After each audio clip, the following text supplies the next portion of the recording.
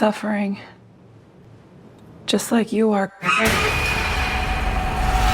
Presence is a new film that just hit theaters. The movie is directed by Steven Soderbergh, and it's listed online as a horror/psychological thriller. And while I personally wouldn't put it in any of those categories, the movie does have a ghost as its centerpiece of the entire film, and they threw it in horror, so I guess that's okay. The movie is about a family that moves into the house. There's a mom, dad, teenage son, and teenage daughter. And when they move into this house, they start feeling like something is watching them. Something is stalking them. They can't see whatever this is, but as time goes on throughout this film, they feel more and more uncomfortable. But see, you, the viewer, already know all of that because this film is shot entirely from the perspective of the entity or the presence within the house. And I thought that was a really unique way to show a film about a ghost, seeing it from the ghost's point of view. And we got something similar to this last year when the movie In a Violent Nature came out, and that film was shot almost entirely from the perspective of the serial killer slasher Jason Voorhees type theme that was in the woods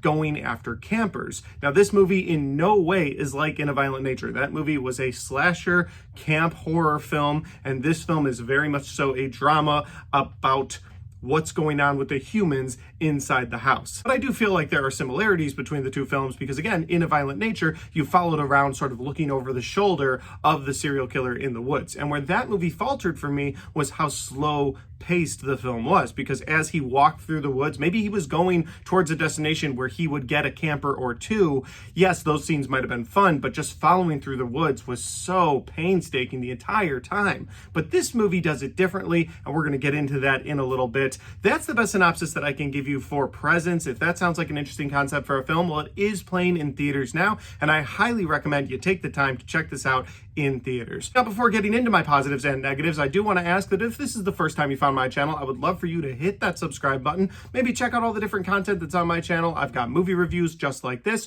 or Blu-ray talk, ranked list videos, a little bit of everything if you're a movie fan. So I would love for you to check out the channel, hit that subscribe button. And without wasting any more time, let's talk about my positives and my negatives for Presence. My first positive for this movie has to be the incredible camera work that was in this film. Like I mentioned earlier, In a Violent Nature, you just kind of saw this camera that was over the shoulder of the serial killer in the woods. You were always following him, and so that got kind of repetitive after a while. In this film, you are literally seeing through the eyes of the presence within the house. So as the presence in the house turns, it's the camera turning. And the camera work in this movie seems flawless at times. Like, for instance, going up the stairs. One of the first things that happens in this movie is that you're with this presence in an empty house before the new family moves in, and you just are floating around this house with it. And it's not noticeable until it hits the stairs. But when it hits the stairs, it just glides down the stairs. And then it goes back up the stairs, and it just glides back up the stairs. And I thought, well, that's a really interesting trick that they were able to pull off. But then later, when they're following people up the stairs, you'll see the people as they're walking up the stairs,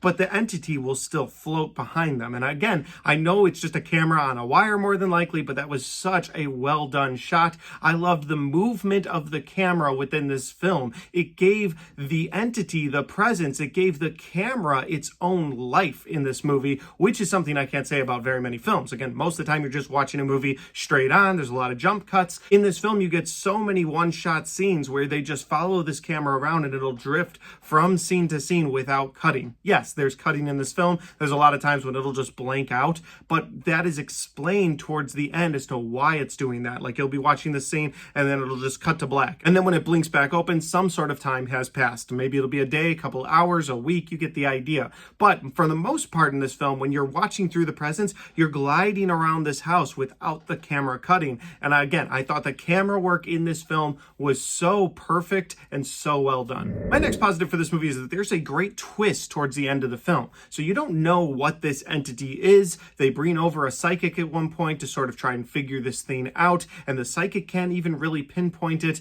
but there's a great twist they do, a twist reveal as to what or who the entity is. And I'm not going to spoil that here. You've come to the wrong video if you're looking to find out who it is, but I will say that the way they twist reveal the end of this movie makes you rethink the entire film, to the point where I cannot wait to rewatch this movie again so I can see it through a different lens. I can see it through the presence vision and understand a little bit more about why it chose to do the things that it did, because getting out of this movie, I walked out of the theater with my wife. We were walking to the car and talking about it. We're like, whoa, wait a minute. So it did this because of this, and it did this because of this, because of that twist reveal at the end of the film. And for the last 48 hours since I saw this movie, all I could think about when I thought of this movie was, when will I get the chance to watch this one again so that I can see it through the eyes of this reveal at the end? And that is such a special thing that this movie can do, because how many movies can you think of that by the end of the film make you want to rewatch the film in a completely different way? For me, the only movie that comes to mind right away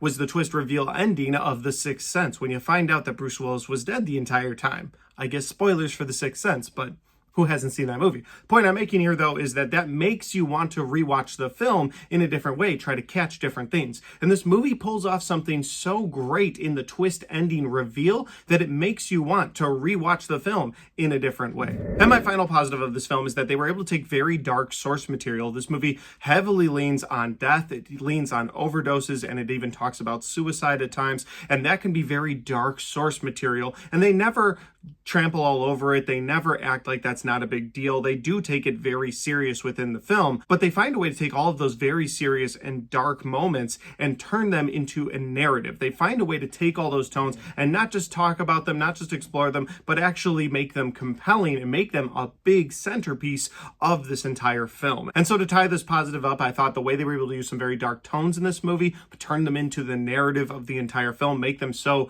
important to the main plot of this film, was done incredibly well. That'll lead me over to my negatives, and I really only have one at this point. After a rewatch, this might go away completely, or it might be reinforced. And that negative is that I don't feel like you get the full potential out of your characters in this film just because the way the story was told. Now, again, I loved the camera work. I loved the idea of seeing this through the presence, and so the presence is sort of gliding around the house, and it's listening into different people's conversations, but I always feel like you're one snippet of a conversation away from understanding what's entirely going on. You've got the mom who's got some sort of weird business deal going on, but they never dive enough into that because you don't spend enough time with her. You got the dad. I'm not exactly sure what he does. Is he a lawyer? I couldn't really figure that out, but again, it just doesn't spend a ton of time with him. And the same goes for the kids. The teenage boy wants to be really popular at school. He's very smart. Teenage girl, she's dealt with death recently, and so she's kind of a recluse, but you never get to dive too far into any of the characters in this movie because of the way the story is told. And it kind of reminds me of the narrative of, say, a found footage film, because you're always having this camera that's turned on for important moments, but then it's cut off before you, the audience, get to see enough. And that's kind of how this movie is shot. Now, I love the found footage genre, and that might be one of the reasons I enjoy this movie so much, is because it did remind me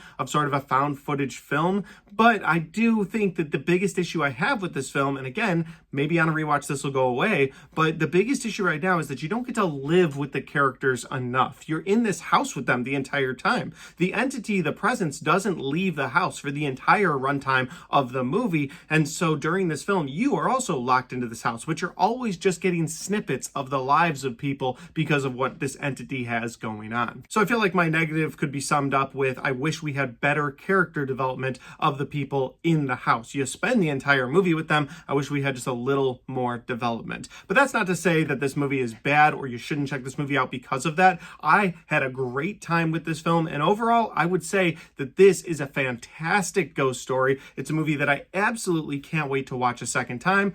But guys, those are just my opinions because that's my review for Presence. Have you had a chance to see this film yet? If you have, let me know in the comment section down below. I'd love to know what you guys thought. Maybe we agree or disagree on some things. Maybe you couldn't stand the way this movie was filmed, or maybe you absolutely loved it. I'd love to know your thoughts in the comment section down below. And finally, guys, if you like this video, don't forget to hit the like button because it helps the video, it helps the channel, and it helps me right here. Thanks for watching. I'll see you next time.